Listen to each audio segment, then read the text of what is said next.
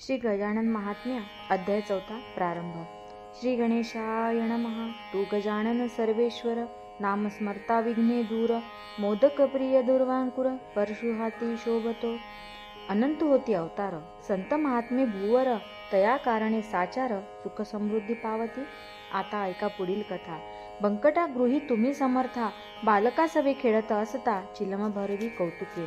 चिलम पेटविण्या पाही, परी साधन नव्हते काही, शोधून पाहता नाही, इलाज कुणाचा चालला।